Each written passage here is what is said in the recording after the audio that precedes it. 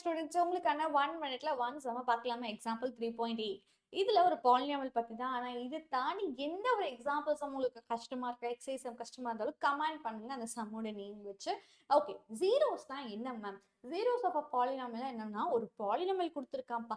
இந்த பாலினாமியல்ல இன்புட் நீங்க கொடுக்க போற இன்புட்ங்கிறது எக்ஸ். அந்த இன்புட்டுக்கு பதிலா யார் போட்டா இந்த பாலினாமியல் ஜீரோ அன்னைக்கு ஓடி போகும் அப்படிங்கிறது நம்ம தெரிஞ்சுக்க போறோம். அதுக்கு நான் என்ன பண்ணலாம்னா அதுக்கு முன்னாடி ஒரு விஷயம் தெரிஞ்சுக்கணும். சோ இந்த டேஷ்ல யாரை ஃபில் பண்ணா ஜீரோ வரும்னு நினைக்கிறீங்க? Dash minus 2 is equal to 0 இல்லைன்னா dash plus 3 is equal to 0. இதுக்கான ஆன்சர் இப்ப கண்டுபிடிச்சிருப்பீங்க. ஸோ மைனஸ் 2 கூட, அதாவது 2 மைனஸ் 2 இருந்தால் தான் 0 ஆகும். அண்ட் மைனஸ் 3 பிளஸ் 3 இருந்தால் தான் 0 ஆகும். ஒரு நம்பரை நீங்கள் 0 ஆகணும்னா அதோட ஆப்போசிட் சைன் கூட தான் ஆட் அப் பண்ணணும். புரியுதாடாப்பா? இதை வச்சு தான் இந்த சம பார்க்க போகிறோம். நம்மக்கிட்ட ஒரு பாலினாமியல் இருக்கு, f of x is equal to 2x plus 1. முதல்ல x மட்டும் இருக்க மாதிரி தனியாக ஸ்பிளிட் பண்ணும்.